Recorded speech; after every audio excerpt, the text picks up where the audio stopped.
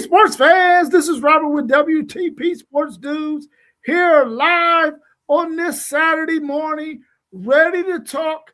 College athletics might be facing a crossroads. I'm here this morning with my man T1 of City League TV, somebody else. This guy is a man of many hats. How you feeling this morning, T1? I'm feeling great, man. I'm out with the family having breakfast, so I'll try to mute, and if it don't sound too bad, I'll talk. If it sounds too bad in the background, I'll just listen.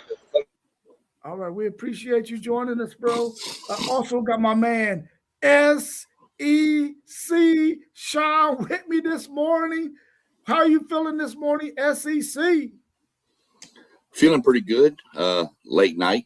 I don't know if you saw in the chat, but I got stuck staying up till about 3 a.m. watching the end of that Ole Miss baseball game. So I might need some help. I'm not real sure yet.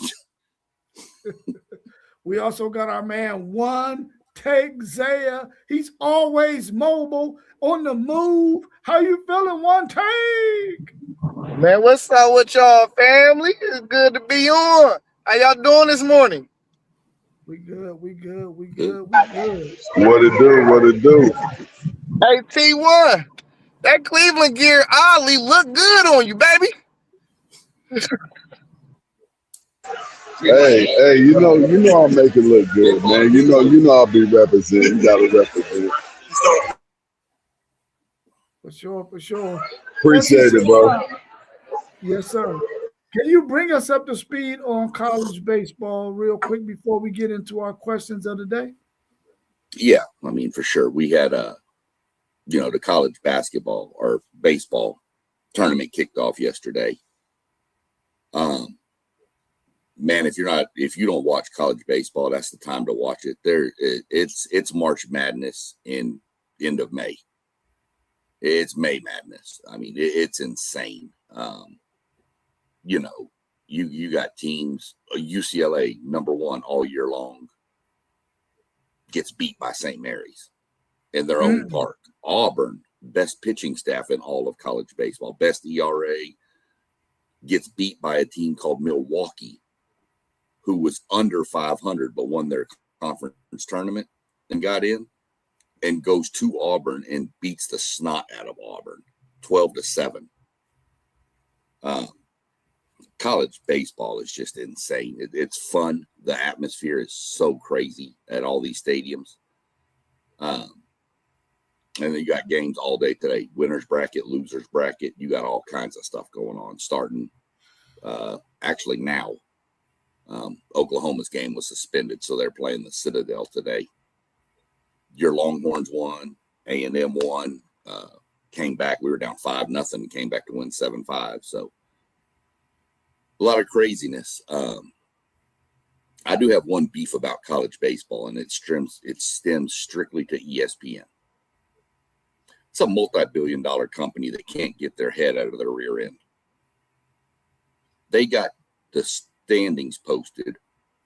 Now, mind you, Jacksonville State, good baseball team, but they've got their record listed as 93-12 or something. They don't even play that many games. Right. That we're playing Texas State in the winners bracket tomorrow. They've got Texas State 73-48. You're a billion-dollar company and you can't get your standings correct. And we can go for hours about ESPN mistakes. But I just have a beef. I have a problem with a multi-billion-dollar company that can't even get standings correct. So, yeah, you got a legitimate. Just kind of where we're at. That's music to T1's ears, boy. He want to hear all the negativity about ESPN. You know he loving that right there. No, big bro. I love ESPN. I mean, we ain't got nothing else to look at. Hey, no, but what SEC Sean said, that's the beauty about college baseball. Like, if you got enough players that can play, you could pop somebody. It's way easier, and if y'all just be in one of those zones and have a great game like that, y'all can slay the giant, and those must have been some beautiful games to watch. Yeah, they definitely were. It was. It's just so unpredictable because college baseball. I mean, these kids do whatever, but you know that UCLA loss was kind of woke everybody up. I think them and Auburn kind of woke everybody up. I mean, you just don't know. UCLA was the first #1 seed to ever lose their first game in a regional in the history of this whole tournament. So pretty crazy stuff. If you're not tuned in, ESPN does. They do. I will give this to ESPN. They do. I can't squeeze play. I think is the name of the show. They do it all day long, and it's like a multi-view, and they bounce between all the different games. It's a really cool program to watch. But yeah, college baseball is intense and it's insane. I like it as much as I do March Madness, to be honest. Cool. Well, let's get into our questions that we got for today with college athletics might be facing a crossroads. We're going to start off with my man, Juan Tegzea. What's your thoughts on the state of college athletics as it sits right now? We in shambles right now, man. You know, we it's like we don't have a sense of direction. We got to understand. Well, as fans, we just want an understanding of where we going, and I don't think us as fans really know where we going, man. So I'm gonna say it's in shambles, bro. I just want a sense of direction. I don't think really if I don't think we all would have a problem if we knew what direction we were headed to, rather than just not knowing what's really going on. Because like one day we talking about 24 teams and football. Then we talking about all the gambling going on. Then we got dudes out here getting DUI and speed racing down 100 miles per hour in a 65 zone. It's just a lot going on in athletics, and I just think it's because we don't have no sense of direction. Yeah. What's your thoughts on that, T1? What's your thoughts on the state of college athletics as it sits right now? It's all about the money, and they gotta try to figure out how they can make the most money, and not really caring about who happy, because they don't know they're going to be happy. So college sports, they're just going in a different direction than we would like. And we still just gotta sit back and just enjoy it, because what else we gonna look at? College football is amazing. So college basketball is amazing, and it sounds like baseball is jumping off right now. So they just gonna keep on changing stuff, and there's nothing we can do about it. So sit back and respect it and move on. What's your take on that, SEC, Sean, on everything that's been said, and what is the state of, what's your thoughts on the state of college athletics as it sits right now? I don't think there is a state. It's Zay said it best. It's in shambles. I was trying to sit here and come up with a better word than shambles, and I just don't know that I can come up with one. But it's not just the fans. Listen to the coaches. They don't even know what's going on. They don't know what the rules are. Can I go recruit this guy? Can I not recruit this guy? Is this guy, got issues? Is this guy okay? How much money can I pay this guy? Nobody knows what any rules are. It's the Wild West. It's the Earp boys out in Tombstone trying to find gold is what it is, and everybody's looking for it. Yeah, I like that word shambles as well. I think everybody who watched college athletics, everyone who was involved in college athletics, all agree that it's in shambles.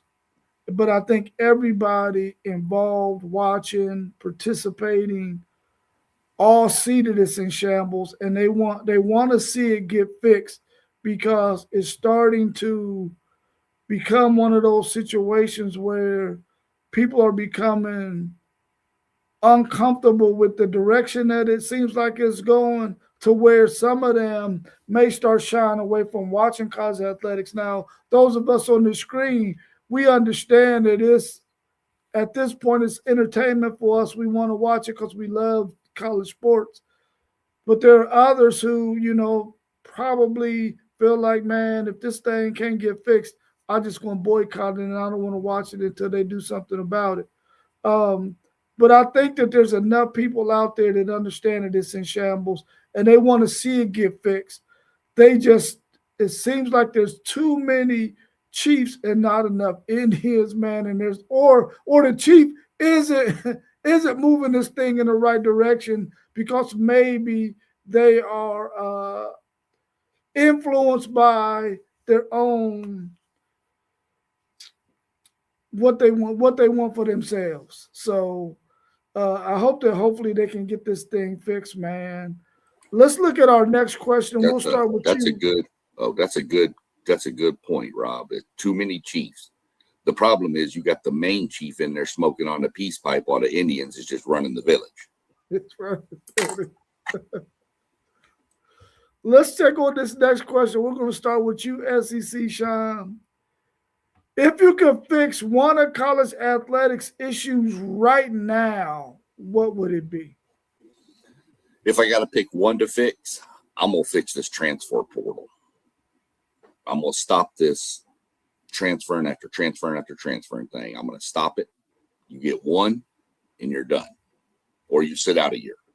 So that's what I'm going after to fix right now. So at least that way there, every coach in every sport would have some continuity to their roster, knowing who's going to stay, who's going to, versus you don't know who's going to be there next week. So that's what I'm fixing. I'm fixing that transfer portal immediately. T1, outside of the transfer portal, which issue are you fixing right now?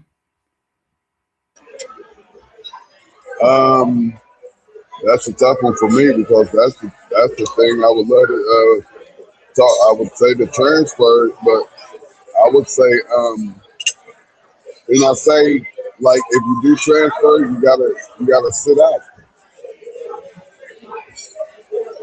Yeah, you can say that. Yeah, I'm going straight to college football. The one thing I will fix is scheduling. I would try to balance out scheduling with power schools.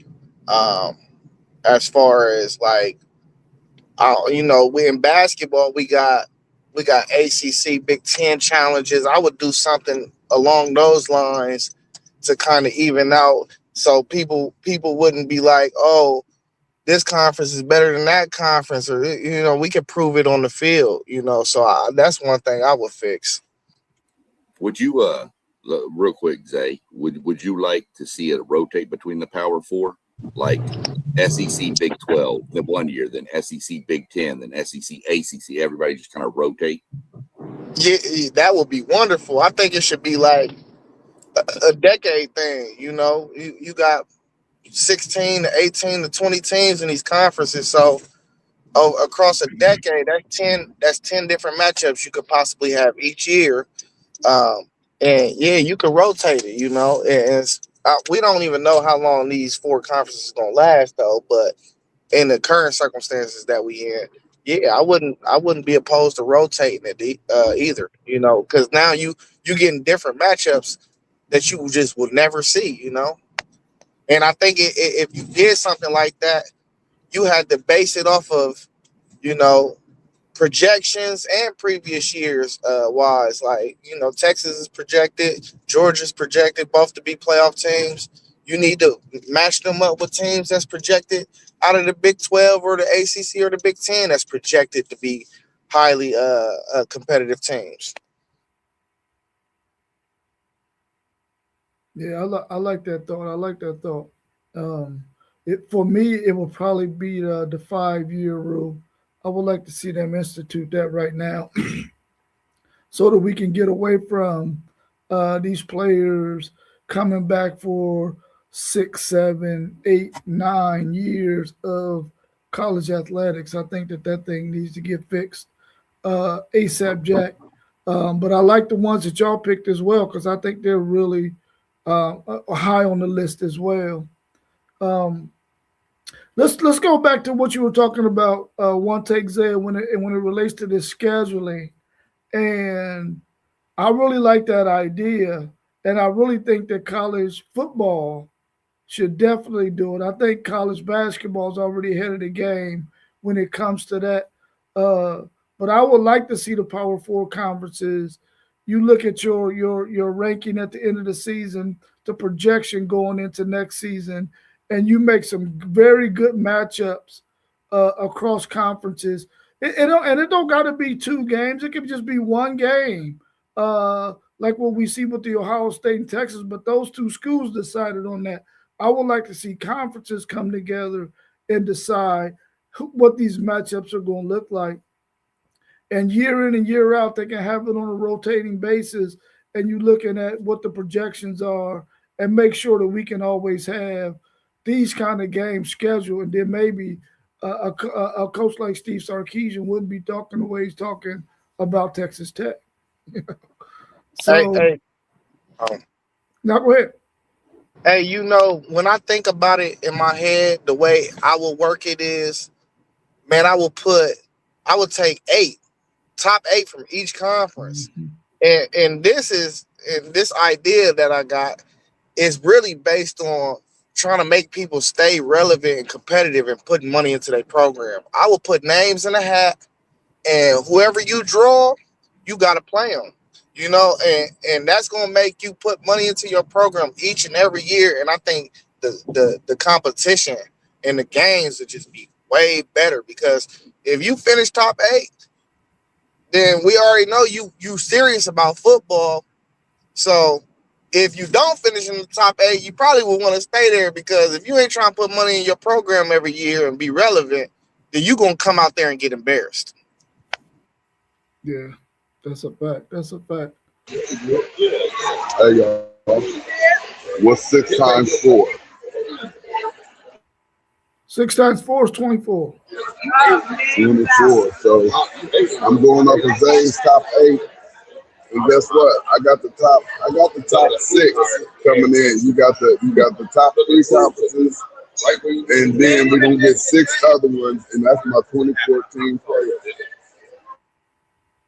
That ain't a bad iteration at all, T1. You right. Top 6. I like that. Yep. Yeah. That's perfect.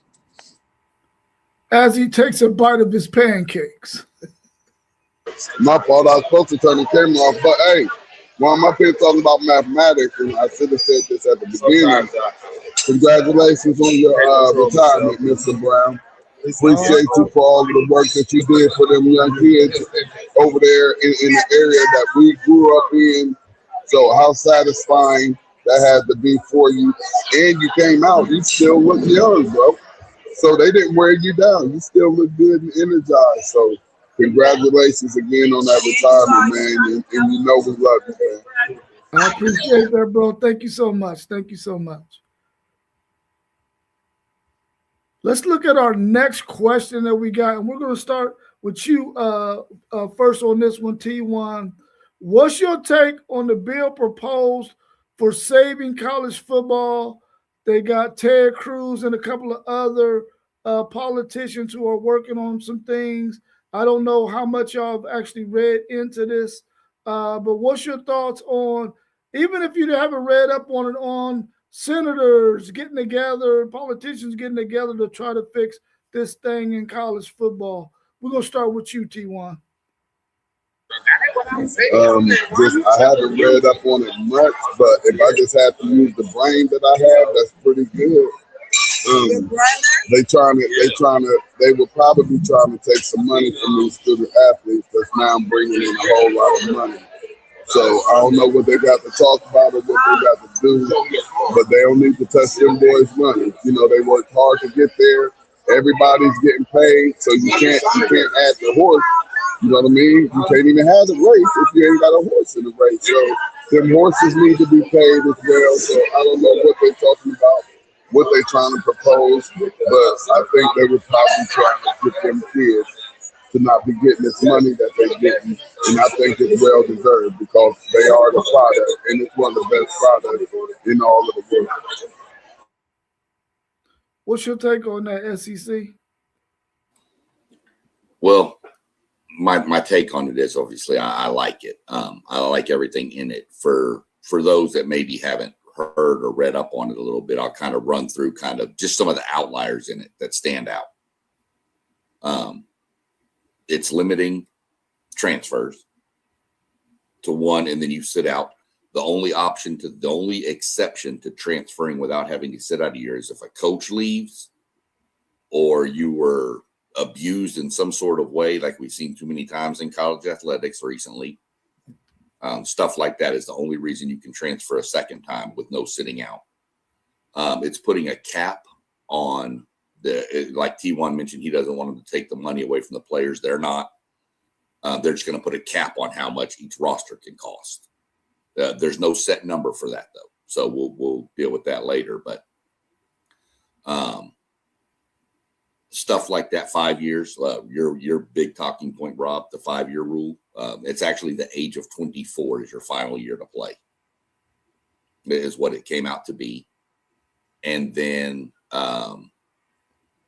there was a clause in there that the Big Ten and SEC were singled out in this, saying that they're not allowed to leave the NCAA and form their own super conference.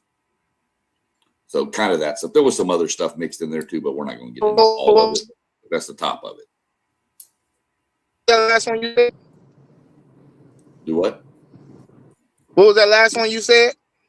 That they put a thing in there that there's no formation of super conferences. Hey, let me say something real quick since I just got a little background knowledge of what's going on here. And for the most part, I kind of would agree with everything on there except for messing around with that money that those student athletes are getting. And if I'm the Big Ten and SEC, I'm going to say absolutely not. We're not letting y'all put that in there. We're not agreeing to any such thing. So if y'all want us to be down with y'all and sign such thing, y'all going to have to give us even more money. You know it's about the money. So y'all will have to give the Big Ten and SEC a little cut of what's going on here in college football. What's your thoughts, One Take?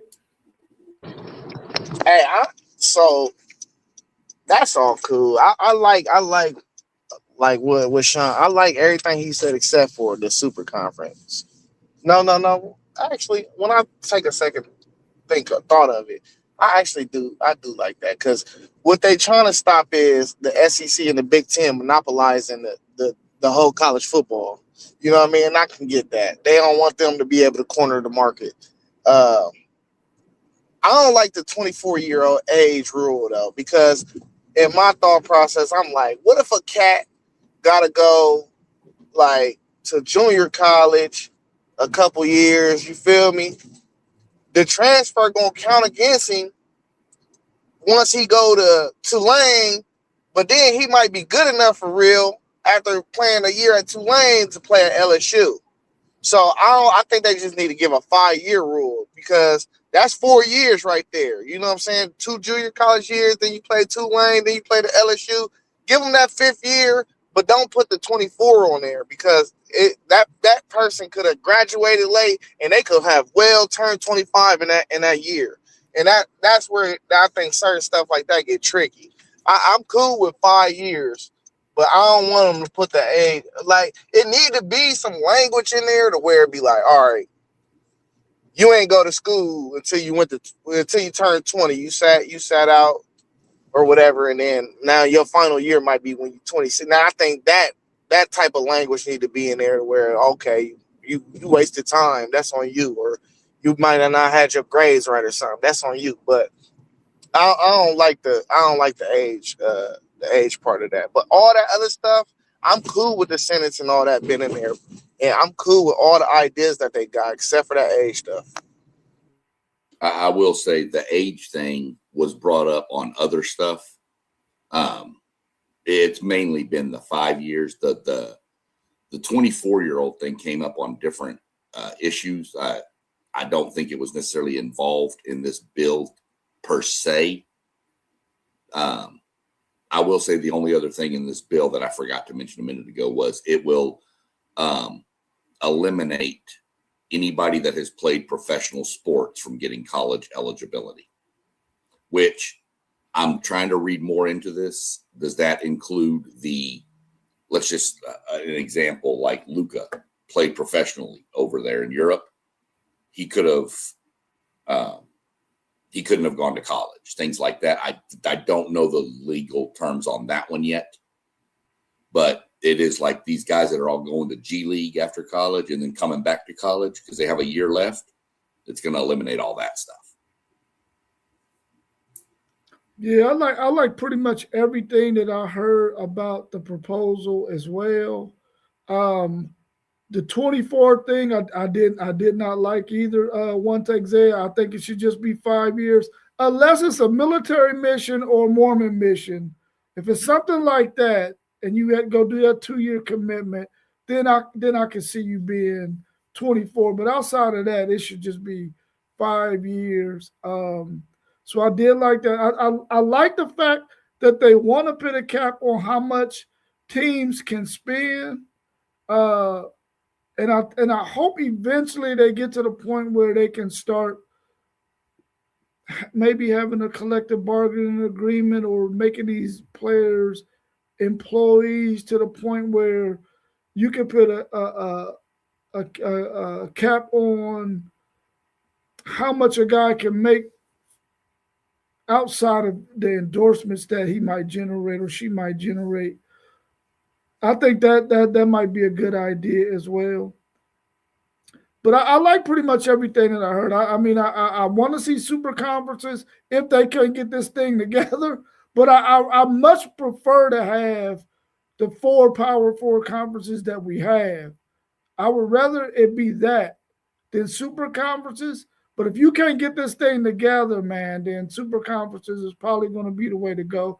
And I don't think they should be allowed to handcuff the SEC and the Big Ten if they can't get it together. Because I think they got enough brilliant minds in both of those conferences that they could come up with something that's workable.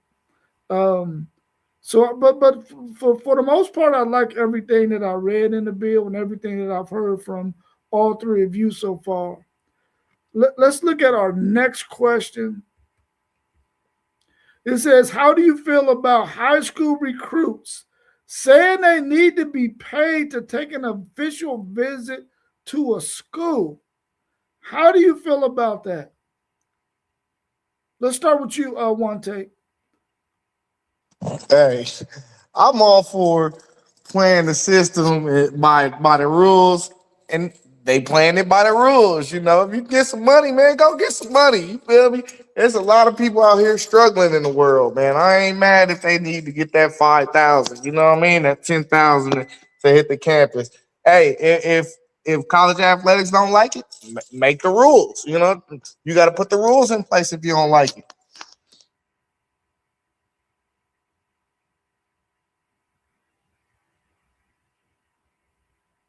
You can go. Yeah, I think I like that. I like it. I'm with it.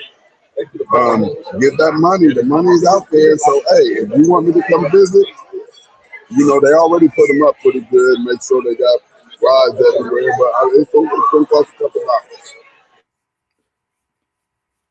What's your thoughts, SEC? I don't like it. I get going and getting the money. You're going on these visits to where you're going to wind up making millions. And you're already getting everything paid for. Your whole family get to go to the visit. Everything's paid for by the college. It's like a dang vacation anyway, with the whole family getting paid for. So I don't like them asking, hey, I'll come visit you, but you're going to have to pay me this. Well, how many of these kids do y'all see take official visits and wind up not going there? So, for example, I'm a superstar recruit, and I'm gonna, hey, Rob, I'm gonna come visit Texas, but you need to pay me $10,000-$15,000 to come over there. And you say, oh, okay, no problem. You bring me in, you show me around, we do everything, and then Zay call it, hey, we want you to come take an official visit to Ohio State. Well, okay, I need $10,000 or $15,000. Okay, cool, here it is. And then all of a sudden you commit to LSU. I don't like it. I'm old school though. Official visits used to mean, something like schools were interested in you and you were interested in them. Now it's just, oh, I'm interested in your school, but how much money can you give me? Oh, you can only give me $5,000 to come there. Well, Texas said they give me 10, so I'm gonna go there instead. I don't like it. Call me old school, say what you want. I don't like it. Yeah, my thing is, man, I don't like it either. I feel like, and this is one of those classic cases too, man, where the genie is out of the bottle. Now you want to put it back in there. It's out now, and I think that if a player wants to get paid for making an official visit, I think the wording should probably be: listen, you make these official visits that you get. I think you get 4 of them. You make those official visits. The school you commit to, you sign with, then they can give you an official visit stipend once you land on that campus. But the other ones that you visited, they don't have to give you anything. But the school you commit to, they should give you some kind of official stipend for committing to that school. You sign with them, that's where you're going to be. But I don't think all 4 of those schools should be dropping 10, 15. Some guys was getting in the hundreds of thousands, I believe, if I'm not mistaken. And I don't think that that's cool at all. I feel like these players should be able to get paid, but the university, they spend a lot of money when they bring these young men on campus because it's top of the line stuff. And if a crop of guys come into a university on an official visit, that university spends hundreds of thousands of dollars on them families, everybody that's there, treating them with the royal treatment. So I'm okay with them getting a stipend if they decide to sign with that team. But to get money from all the schools that they visit on an official visit, I don't like that. I don't like that. Anything else y'all want to add about that? All right, cool. Let's play a little bit of for or against. So you'll just say for or against when I give you the scenario. For or against 5 years of eligibility. Are you for or against it? Just chime out. No, I'm for it. Hardcore for it. I think the first one was 1 transfer too. I think we kind of skipped over that one, but I'm for this 1 transfer too. It was tied into your for or against, I think, right at the end. Oh, maybe that one fell off. That's all right.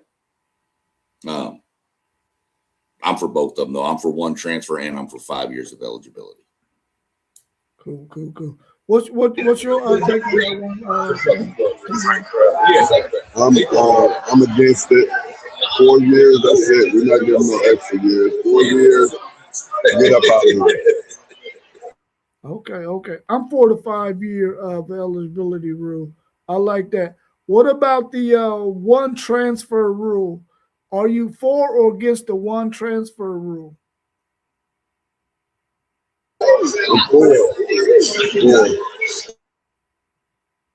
Yeah, I'm for the 1 transfer rule too. I don't think you should be allowed to mess around, and especially if they give you 5 years, you end up at 5 different schools.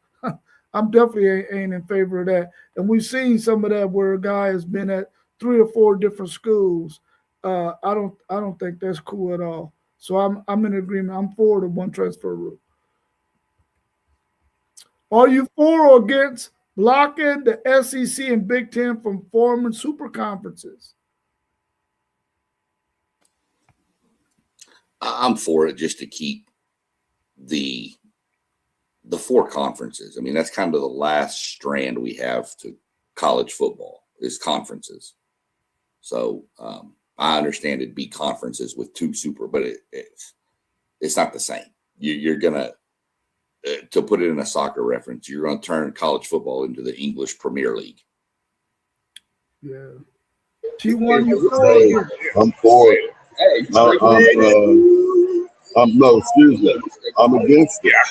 Unless the only way give Big Ten and the SEC the money. Other than that, we may be in the background thinking of just getting 2014 conferences and excluding y'all and getting all the money to ourselves.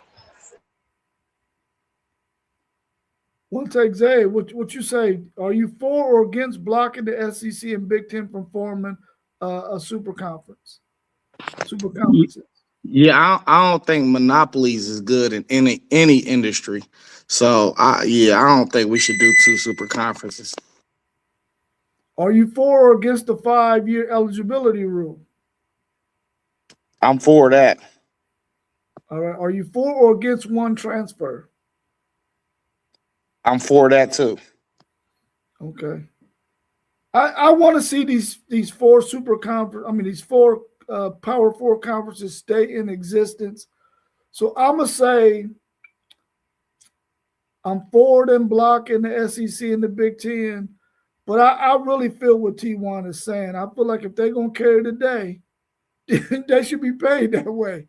And if those other two conferences, if you want to get paid like the Big Ten and the SEC getting paid, you got to start getting your weight up, man. So you gonna get paid too, but just not like them until you start producing some of the interest like those two conferences do.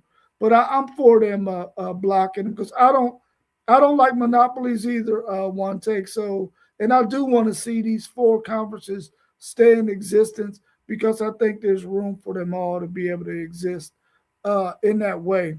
But they just got to fix the thing, man. They just got to fix it. Hey, I don't look at it as a monopoly though.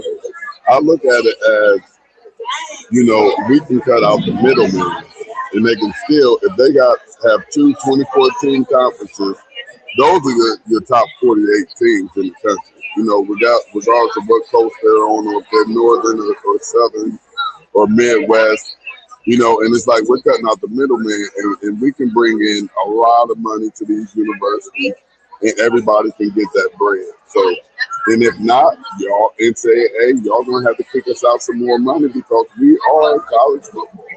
So I think they have some leverage there. Oh, for sure, for sure. For or against? We're gonna start with you, One take. Or you got something else to add to that? Yeah, before we move on, this is what I don't want though. When because of the super conference. So we got 18 teams alone in the Big Ten, and out of 18 of those teams, I couldn't say this a decade ago, so I'm actually proud of this. We probably got 3 schools that don't take football serious. And it's for different reasons. Purdue's more of a basketball school. They put a lot of resources into basketball, so I can understand them. Maryland is just putrid. I don't know what they doing over there. And the other one I might say it would be UCLA, and UCLA is even starting to put a little more into their program. But any given year and within a decade, I could see a team pop in the Big Ten. Like we got Northwestern, who got out of this world stadium that was just built. That's probably going to open this year. So they're infusing money into the program.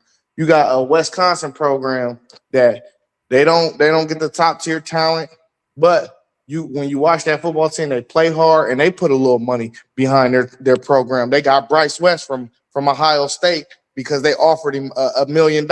So we understand that they're putting money into their program. It's just you can go down and dissect each school and be like, these guys are putting money into the program. And if you go to a super conference, you're just gonna get tired because you're gonna get the same matchups over and over.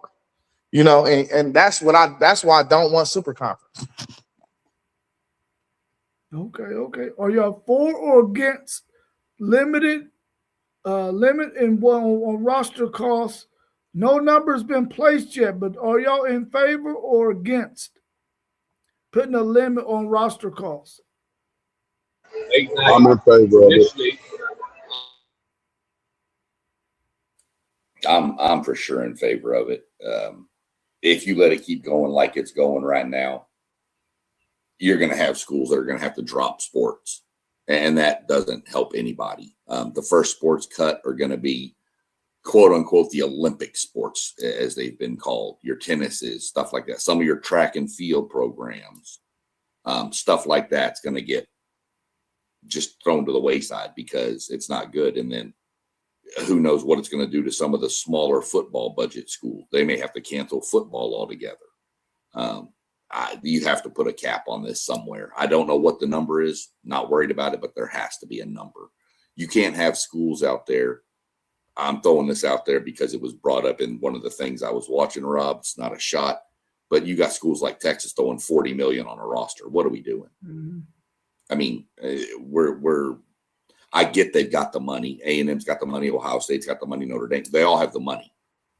That's not the point. Your schools like Va-Tech may not have the money. No offense to Va-Tech.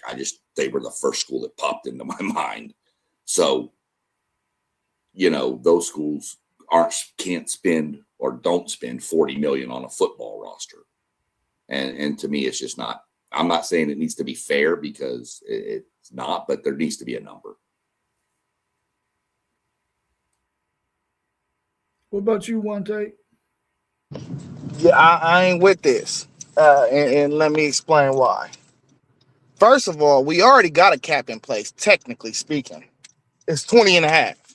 They give 20 and a half to these programs, and they're supposed to distribute it how they please across all their sports. So technically, you really can't go over 20 and a half. But this is the main thing why I say we can't sit there and do that. How much money are these players generating?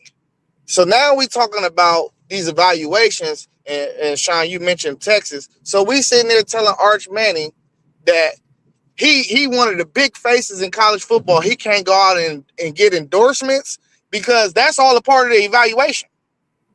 That's all a part of it. No, endorsements aren't part of it. That is a part of the evaluation. I'm telling you. That's how.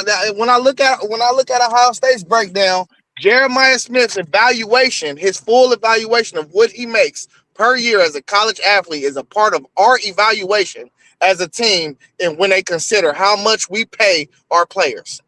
That's all a part of it. I'm trying to tell you, I didn't study the Ohio State's evaluation. Trust me. This is how it works. So if Jeremiah Smith is out here and they evaluate him to be making $6 million this year, that's the number that they evaluate him at, is $6 million this year. That's a part of our evaluation of how much we're paying our roster. And that's not cool because it's too much money being generated off the players' back. You can't limit them in their endorsements. I'm not cool with that. What I'm saying is it's not limiting them in their endorsements. What this is part of that bill too, by the way, is okay, you can go out and spend $40 million on your rosters. But that has nothing to do with the money that players making through endorsements and stuff. Like, Jeremiah Smith can go do a Lexus sponsorship for $20 million or whatever, and that doesn't count against the roster cap, is what I'm saying. This is just a set. See, look, I just caught you SEC guys because it's already in place. You got 20 and a half. We already got a cap. It's 20 and a half. That is 20 and a half, bro. That's the money that the NCAA gives each program. That's the cap. No, that's not the cap. That's fine. But that's not a cap. But that's just an athletic budget. But this is just for your football roster is what they're really talking about. What the difference is. Because everybody been playing gray area. And except for Ohio State, honestly. We know. We giving out Lambos out south. Everybody's playing the gray area when it comes to this. The cap and what y'all saying is the budget is the same thing. That's the same thing. Y'all just wording it different. Well, I mean, maybe you might think we wording it different, but I don't think it's the same thing because if a school that doesn't have a football program is more of a basketball school, they're going to get more money of that 20.8 to the basketball program than they are the football program. So I don't think the cap is on, like we're talking about on football. We think there should be a cap on how much you can spend on a roster. 20.8, everybody's going past 20.8. Nobody's staying up under that. And not every not all 20.8 is going to that school's football program. They're spreading that stuff around so to other sports. So I don't think that's the cap, and that's why we know it's not a cap, because Texas is spending 40 plus, and I think there's another school that's spending at least 42, and there's others that's in the 30s. So, but I think I'm gonna say I'm against it being a cap simply because let's take Ohio State for instance. They had some serious dudes on that roster last year, more so than everybody else in the country, in my opinion. You got dudes on your roster. They're gonna require more money because they're dudes, and everybody might not have that many dudes, so you can't put a limit on it because everybody don't have the same number of dudes. Take Arch Manning for instance. He's a dude. He's gonna require more. You got Colin Simmons. He's gonna require more. And if you got 7 or 8 of those dudes on your team, it's going to require more money until they off your books. So, and I think every year programs like Ohio State, like Texas A&M, like Georgia, like Michigan, they're going to have players that are going to just require more money. So I don't know if you can put a limit on that because of the fact that you got so many dudes on your team that's going to require more, especially when they get to their junior year. Dude, that's going to be astronomical money for them. So I don't think it can be a limit, but I do believe that there should be some kind of wording in there that sort of keeps people from going ballistic, though, to where you up in the 50s and 60s and 70s, which it seems like that's the direction it's going because every team wants to be relevant. And if you're not playing the game, and that's the gray area that people are living in, eventually you're going to have to live in there too. Otherwise, you're not going to be relevant. I will say one exception. I think everybody needs to have the same roster budget, except Georgia. I think Georgia should have more. Yeah. Because those players down there need to be able to pay them in outlandish speeding tickets they keep getting. So they need a little more money. And I want to say too, that I get what y'all saying, but man, once again, I'm telling you, this all go back to what is name, image, and likeness. What was it built on? You feel me? I just feel like it's money in them evaluation. And I ain't never been a good pocket watcher. Let me say that too. I ain't a good pocket watcher, man. If I'm messing up and somebody watching, if y'all think that I'm wrong, I'm probably am wrong because I ain't never been a good pocket watcher. I don't like watching people's pockets. There's enough money out here for everybody. They print it every day. But I don't know, man. I think these NIL deals, man, these endorsements, I think these are added to these evaluations, man. And I think people in general are bad pocket watchers. You can look up somebody's net worth on Google that got some fame and fortune about themselves, and you hear a lot of people say it all the time. That's either too low or too high, So I don't think people really know, honestly. Yeah, I fully get your side of the argument, Zay, 100%. I see what you're saying. These guys are valued. If Jeremiah Smith, because we used him as an example, is valued at $6 million, that's what his it. But that's where,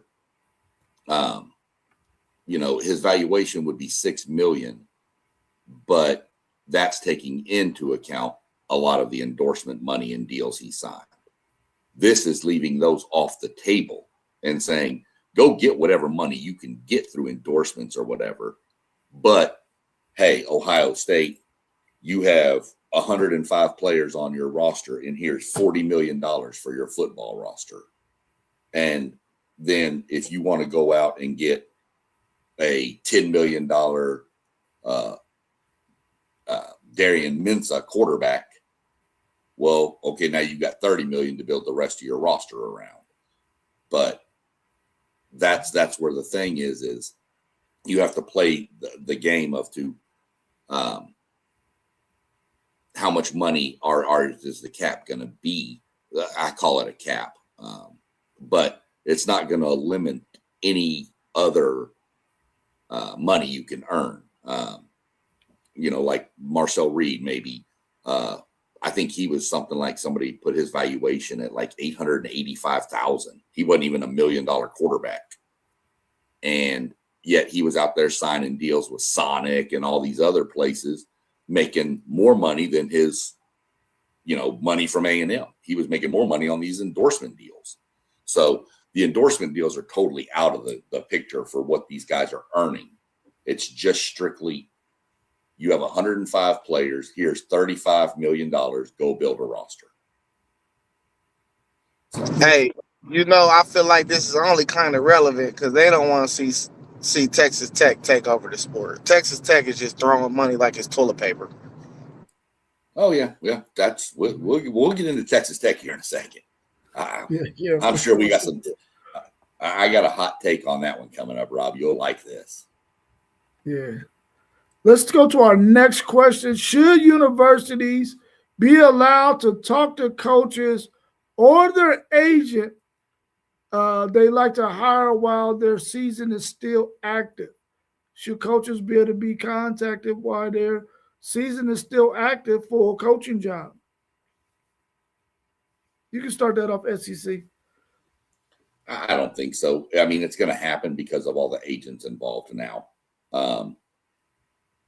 But this is quote unquote the Kiffin rule. This is actually labeled in that bill as the Lane Kiffin rule, to where you can't be talking with other coaches during their season. But I mean, you're going to talk, they're going to talk to the agent who's then going to talk to the coach anyway. So, I mean, I don't think there's any way around it, but I don't like it. I mean, I hate to say it, Rob, but that's one reason I can't stand that baseball coach y'all have. Yeah.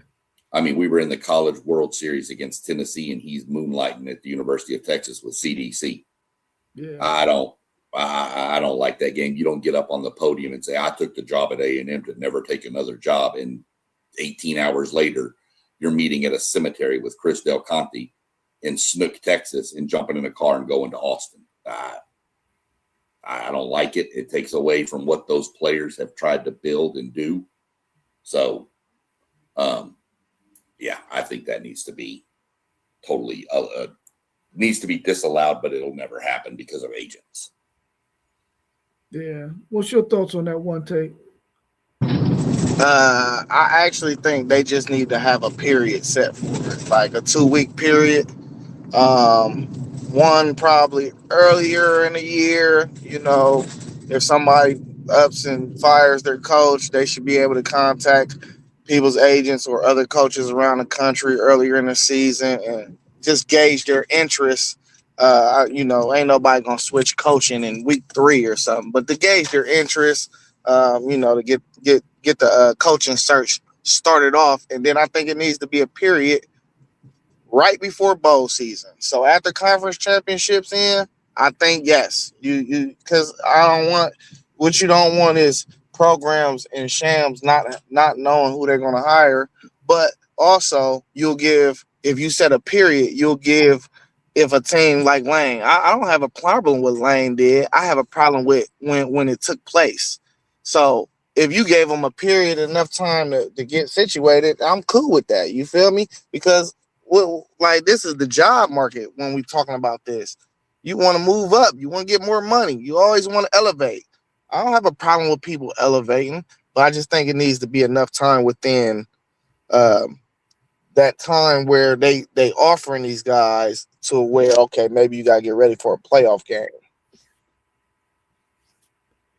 Man, if you just look at all the stuff that we've discussed in this short 55 minutes, there is so much stuff that college football needs to fix, and I don't even know how they could even work the daggone schedule to even deal with this issue right here. Because in my mind, I'm thinking to myself, okay, school A is interested in this coach over here. You let the agent know, hey, listen, at the end of the season, we want to we have interest in this coach. You can't tell him, but you can't just, you allowed to let him know that there's a school out there that got interest in you, but they can't talk to you right now until after the season is over or whatever. How can the calendar even be fixed to do what you're talking about, one take, or anything that anybody else is talking about? Is there a window that can be had to where that can happen, to where it doesn't affect the university that coach is at right now? And I hear what you're saying, one take, but if they're in a bowl game, then I mean, do you pluck them before their bowl game? I mean, I just don't. I want to know, how can they fix it now when you got recruits and the possibility that a recruit might leave because now the coach that recruited me is not going to be there, and now you're going to bring in another guy. Maybe I don't want to go play for this other guy. Maybe he was recruiting me too, and I chose this coach because I like this coach better. I just don't know how they can fix it all. But I don't want to see coaches getting poached. I don't want situations like what happened with Lane Kiffin happen again, that, yeah, he's going to another school, but now he can't coach his guys in the national championship game or in the playoffs. So I don't know how they're going to fix it, but I wish they'd do something about it, because I don't necessarily like the way that went down. And I definitely don't like the way it went down between Texas and Texas A&M and that coach. And I'm a Texas Longhorns fan, and I want them to have the greatest and the best coaches, but I didn't like that. And when I read on it, I shook my head like, come on, Texas. Damn, are y'all serious? Y'all backdooring them? And y'all was in the college baseball World Series. Like, wow, man. But, I guess people just, when you got that gray area, people are going to live in it, man. And I think they need to get that gray area fixed. What's your thought? CDC is the king of the gray area. I'm going to tell you all right. He's the king of the gray area, bro. I mean, no doubt. You tell me, I know. I already know, bro. I already know. What's your thoughts on Texas and Texas A&M? Texas Tech's beef, and Cody Campbell saying he will buy out the first games for both teams to play in week 1. Do you like that idea? What's your thoughts on that? We're going to start with you first, one take. Hey, we play y'all week 2. He couldn't afford to buy us out, so that's another story for another topic, you know what I mean? But hey, I love the smoke, man. These are 2 Texas schools. The rivalry really run deep. Texas Tech getting with this new NIL stuff, their program is on the up and coming because they got a lot of bread to spend. Hey, they trying to fight for who the big dog in Texas. I ain't mad at them. Stir up the pot. Texas has been the best school in that state for quite some time. So, stir up the pot, man, and see what you could do. I ain't mad at him at all.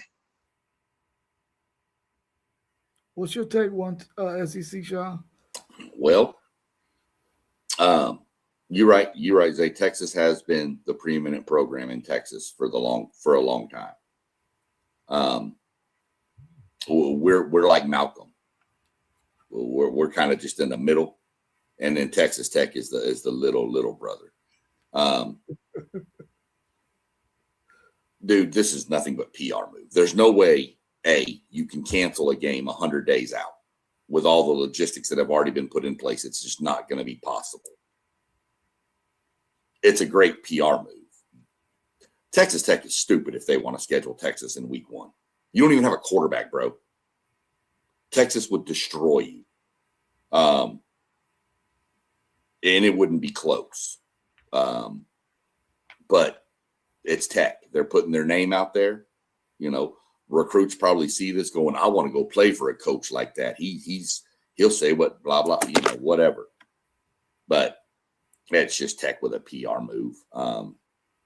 They even posted on Twitter, that somebody from Texas Tech posted a score. I think it was the Crabtree game when they beat Texas. But Texas's record was 4-7 that year. So maybe it was a different year that they beat them, but Texas was 4-7 nonetheless. And they were all bragging about a 3-point victory over a 4-7 team. It's just Texas Tech. That's what they do. I will say this. This is my hot take on this. Playing around on Twitter, reading some of the stuff on this. This is probably the first time, May 30th in the year 2026, that if you get on social media and look up some comments under this, you will find A&M fans and Longhorn fans coming together to go after Tech. This has probably never happened again, but it's happening right now. So it's just crazy, the stuff. But yeah, it's nothing but a PR move by Tech. Good PR move, but it's not possible. Yeah. What's happening, Anthony Manzano, 3551? Welcome back. I know you probably got a question or two in your head for us right now. We're talking about the situation between Texas and Texas Tech, that beef that they got going on, and the fact that Cody Campbell want to buy out both teams' first game so that they can play maybe in Arlington or something. I feel like this, hey, man, if somebody called me out, I don't care if I will get my ass whooped. I'm going to talk some shit back. I'm not going to let nobody talk no shit to me, and I ain't going to talk no stuff back. Now, I might be a little more quiet because I'm going to wait till them hands get thrown, and then I'm going to do what I got to do. But I ain't going to sit back and let nobody talk no trash to me and let them think, oh, you just going to get that off, because that's not happening. So I think Texas Tech is doing what they're supposed to do. It's one hell of a PR move. It gets your mind off of thinking about Brandon Sorsby and the fact that he got this gambling thing going on. I think Texas A&M understands that they are really the breadwinner in the Big 12, and they don't want people thinking that they're buying their way to conference championships because nobody else can match dollar for dollar with them and the roster that they got. So they want to keep people from thinking about those kind of things. And what better way to do that than to be going at the biggest, baddest beast in Texas, in the Texas Longhorns. So, I mean, I like it, man. I feel okay with that. Anthony Manzano said, what alternate universe am I here where the Longhorns and Aggies fans are agreeing on something? Hey, listen, when it comes to Texas Tech and Lubbock, they're going to agree all day. They're going to agree all day. I'll lay it out like this for you, Anthony. It is an alternate universe, but it's also one that if you will see it when Tech, Baylor, TCU, SMU, any of them other schools in Texas start running their mouth, even against A&M or Texas and A&M will band together and just go destroy you. But that's the only time, is if it's another school in Texas starting stuff. So. Hold on, Sean. Hold on. TCU is the second best team in that state. You out of your damn mind. Hold on. Let's slow down. They've been to a natty, bro. Slow down. They went to one. You're right. They did, and they never should have. We all saw what Georgia did to them. But so they don't get credit for that. No, they get credit because you ain't been, bro. So I can't sit there and say you the second best program in that state, bro. And I'm just spitting facts. That's all. That's easy. They've been to a natty, bro. I gotta give them credit for that. Hey man, I'm gonna say this, man. I give them full credit for that. I would rather not go to a natty than get my ass whooped like TCU did, bro. Hey, listen. Hey, no natty for me if I got to get my ass whooped like that. That's for sure. Hey, I'm saying, though, they might be a better program than y'all, too, because y'all ain't been to a natty either. Yeah, we ain't been to no natty. That's true. No. But I guarantee you put them on that schedule right now, they're going to get their asses. Yeah. Yeah. You might be right on that, though. Y'all both might dust them right now. Hey, I don't think I want no problem with both of y'all right now. You know what I'm saying? I'm just saying, they've been to a natty. That's it. Hey, I'm going to exit out the door now. You spot on, bro. Yeah. Put them on the schedule. They're going to go with us week 1, and they're going to go on us with week 1 and y'all with week 2, Rob. Let's go. Right. We're gonna make them quit they're football. gonna come out that mug 0-2 and beat up and go mess around and they'll win the Big 12 because they're gonna be too banged up. They're just gonna shut down their football program. We're done. Right. I'm gonna skip this Steve Sarkisian question because I think we talked about that Texas Tech team enough, and we know, that the Big 12 isn't just there yet. Even though, this other question gonna answer it though. And SEC Sean, you can bring us up to speed on this. Did you see Brett Yormark's comments? Let the audience know the comment, and then we can chime in on it. So, Zay, I know you driving. Are you stopped? Yeah, I'm at the red light. Okay, good. I'm gonna get this real fast so you don't wreck. Brett Yormark came out saying that the Big 12 is easily the most deepest conference in college football. So I get what he's saying, but he ain't worded right. The deepest, worst, the suckiest, worst. What are we trying to word it like? So we never know who's gonna win the Big 12 every year. It's always a different champion every year. Whoever they pick in the preseason typically never wins the Big 12 until Texas Tech did last year, and that's because they kind of predicted that because all that money they infused. But it as competitive, like competition wise, like that is the most competitive conference each year. And I'll dare somebody to argue with this about me. You know what I mean? Because if you don't know who's going to be the champion, then you cannot tell me that your league is more competitive because they never know who their champion is. Like literally, it'd be like the top 2 or 3 teams don't never finish where they're supposed to from the preseason. Right. I get that. I'll give you credit for that one 100%. That's probably what he should have said, but that's not what he said. So, I just thought it was hilarious, those comments he made. That when he said it was the deepest, I'm like, now it might be the most mid to where you don't know who's who, but it's definitely not the deepest conference. We all know that's the SEC. For sure.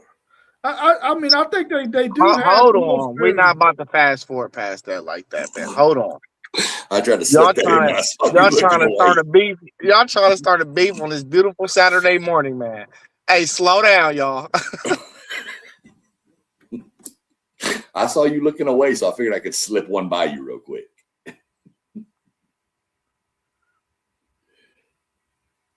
Yeah, I mean, I feel like it's probably has the most parity of any conference because, like One Take said, they don't know who their champion is going to be year in and year out, and their games have a lot of parity because a lot of their matchups are evenly matched up teams.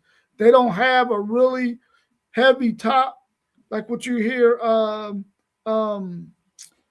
Anthony Manzano saying in there. In the SEC, you got 3 or 4 really good teams. In the Big Ten, you got 3 or 4 really good teams. ACC, you got 2 or 3 really good teams. Where in the Big 12, you might have a whole lot of guys that's right there clustered at the top with similar records because there's so much parity. Those teams aren't the greatest teams, and they couldn't compete in those other conferences. Well, maybe they can in the ACC, but they definitely can in the SEC and the Big Ten. And I think that, that makes that statement ring a little bit true because they have so much parity. And that's why we need to align these schedules, man. Because I'm tired of having these conversations. Like, we need to just show it on the field. If you think y'all teams in the Big 12 could do something with the SEC and the Big 10, then let's line it up. Let's line it up. That's the only way to solve it. Yeah. Well, I will say this, though. Texas had a home and home with Arizona State, and they canceled that thing because they just don't feel like it's a worthy home and home. So they're going to probably go out there and try to find a bigger brand to do a home and home with, which, I mean, you can't blame them for that. And especially the direction that it sounds like the SEC want to go in terms of breaking away from the NCAA. But I do agree with you, one take, Zay, and what you said earlier. All four of those conferences need to go top 6, top 8, and say, listen, on a rotating basis, we're going to, based on predictions, we're going to match up and we're going to play games, man. At least one of those first 3 weeks of the season, and let's bang, let's go. And hopefully those four conferences can sit down and make that thing happen, because I think there should always be a SEC Big 10 or SEC Big 12 or SEC ACC, and likewise with the other ones. Every year for 1 week out of those first 3, somebody should be playing somebody from another conference that is projected to be in the top 6 or 8 that following year. So I like that idea. Yeah, I mean, I know Anthony posted to get rid of the cupcakes, and I get everybody's point on that because nobody likes to watch that, but I'm a firm believer that cupcake needs to be week 1. Get your people used to hitting somebody different. Yeah. You know, the contact, the speed. I'm not saying, I don't think they should start off with I don't think Ohio State and Texas should have played game 1 last year. Wasn't that game 1 for both of y'all? Yeah. Yeah. I think you need a game to get things, worked on. So I believe in a cupcake for week 1, but after week 2, give me, Texas, Ohio State, give me A&M, Michigan. I'm just throwing schools out now, but give me those matchups. And then the next week, give me A&M and Tech or Texas and Tech, one of the two. Get one cupcake and the rest are all power schools. That's what I'd like to see. Hey, so I'm fine with 2 cupcakes. We was mad at the SEC because y'all played 3 cupcakes. You know what I'm saying? We fine with 2 cupcakes. The NFL got preseason games too. Them are like preseason games in my opinion. I don't even like that we're playing Texas week 2 this year. You should never do that. You should always play your big non-conference game, in my opinion, in week 3, because you got two weeks to hash out some kinks that you couldn't do in practice, and now is go time. You play that 3rd game, and then you in conference play. I feel like that's how all scheduling should be, and I think it makes the most sense because I think you'll get better games that way too. I hate when we had these marquee games week 1, but the cupcakes serve their purpose because they're getting $1 million, $2 million out of this too. This is supporting their programs, man. We need to continue to play these cupcake games so they can continue to have football programs. Let them get beat on for that $2 million. That's what they're there for. I agree. I won't argue with that. Yeah. I'm sorry, Rob. Go ahead. No, you go ahead. Go ahead. I was just going to say, I can't believe I'm going to say this out loud, but I agree with you, Zay. The cupcakes are they do serve their purpose, and you're right. That is what pays those schools money, and get that makes their budget for the whole year sometimes. I know some smaller schools came out and said without playing these bigger schools and getting the money from the Texas's, Ohio State's, A&M's of the world, they would have to eliminate some sports and some travel and stuff like that. So I agree it makes it. I think if we're wanting to get to a conference matchup with scheduling, I just think you need to eliminate and have one cupcake game and then go from there with the flipping of the schedule between the conferences. But I could do 2 cupcakes. I don't have a problem with that. Well, now that everybody is on a 9-game conference schedule throughout all of those Power 4 conferences, they're not all created equal, though, bro. A SEC 9-game conference schedule is not the same as an SEC or a Big 12, and in some cases, the Big 10, bro. I'm telling you right now. Stop that. And that's why you gotta got 3 cupcakes from the SEC because 8-game conference schedule before this year was more competitive and more grueling than some of these 9-game conference schedules at these other conferences, man. So I don't blame the SEC. Yeah, we're on the same page with everybody else now, but the 9-game schedule in the SEC in most cases will top anybody else's 9-game conference schedule. Now, Ohio State has a tough schedule this year, but so does my Texas Longhorns. I don't know. Let me be the judge of that. I got to look at y'all schedule because you weigh these teams a little too high. But line it up, no. Line it up, man. Come on, make that phone call, man. You got enough juice. There it is. Anything else y'all want to talk about before we wrap up? We were at 1 hour and 15 minutes. We want to wrap this up as soon as possible. We appreciate everybody for jumping in that chat with us and hanging with us this morning. Anything else y'all want to talk about? Nah, it's about time for me to jump off. I gotta, today's the wife's birthday. Got to go take her running around, ruin my bank account, stuff like that. Yeah, well, tell her we said happy birthday from here, from the WTP Sports Dude. Yeah, tell her I said happy birthday, man. Of course. She good peoples. Yeah, for sure. When she wants to be. She has her days. One take you handling the show tomorrow. Yep. Oh, hold on. Let me see. He'll read his last 3 comments. I got them. Here's one. I think. Is that the first one? But to me, the reason why I feel the cupcakes are pointless, what does that prove really facing these Division II or Group of 5 teams really? It don't prove nothing. Yeah, it don't prove nothing. That's for sure. It's a tune-up, bro. That's what you need, though. It's a tune-up game. You don't want to go straight from practice going to a primetime game. You need that's why you play preseason games in the NFL. He actually likes the conference battle challenge between each conference. He agrees with that. The next comment would have been,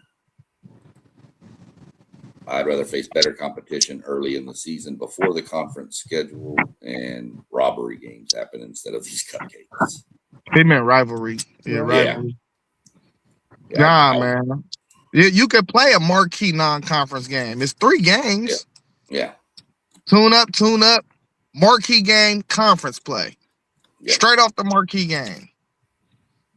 And then he had mentioned something about when I was talking a minute ago about, and when we were talking about these other conferences not having the money. Why is it the bigger conferences' fault that those smaller teams and smaller conferences don't have the money to fund their programs? So that's the whole point. They're smaller programs. They don't have the money to fund all that travel and stuff that, a Texas or an Ohio State or an A&M or Notre Dame or anybody like that, Miami even, since I know you're a Hurricane fan. I mean, those schools, the directional schools, as they're called, Southwest Missouri State, they don't have the money in the budget for all this travel and stuff. So that $1 million, $2 million payout that A&M's paying them to come down there and get beat down, hopefully, because we've seen it go backwards too. But that's why. That's why those games do matter, and I agree with Zay on that point that those small schools do need that money.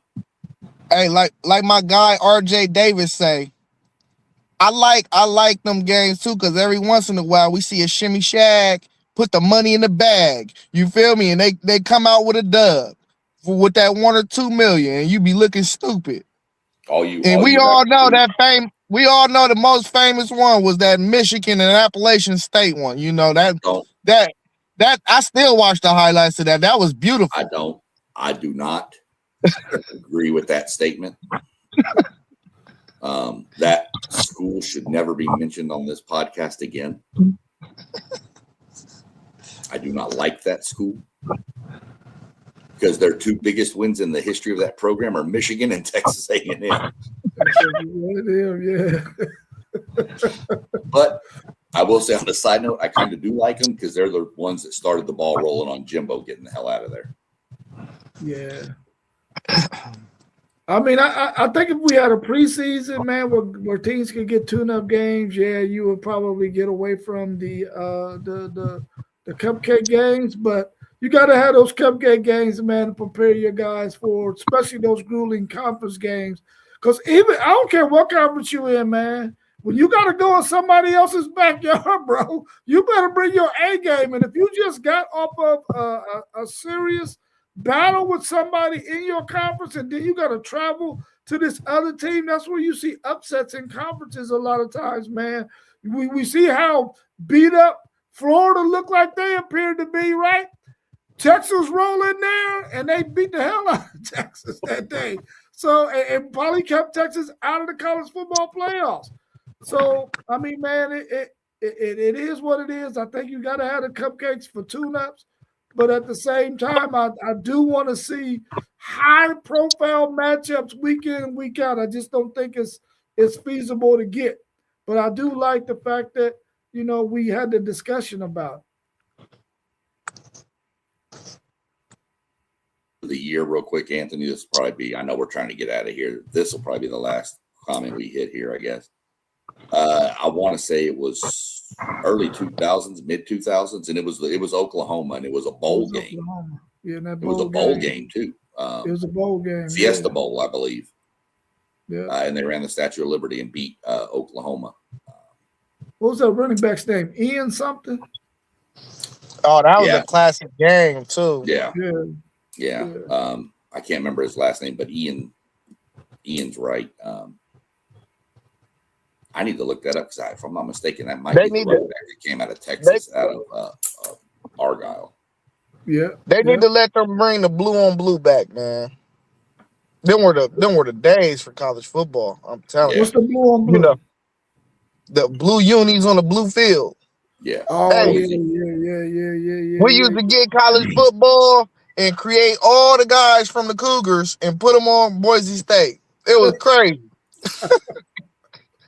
Oh, wow, that's wild. All right, y'all. I appreciate y'all this morning, man. Y'all go enjoy the rest of y'all's day. Hug on that wife a whole lot, man, on her birthday for us. SEC Sean. Everybody check out all the channels scrolling across the bottom. Check us out on Patreon and Spotify at WTP Sports Dudes 2026. And also check out our website, WTPSportsDudes.com. We'll be back tomorrow morning at 9 a.m. Make sure you catch us. One Take, you going to do that show tomorrow? Yeah. All right, cool. So we'll see y'all all tomorrow. Thanks again, homies, and I will see y'all soon. All right. Peace. Peace.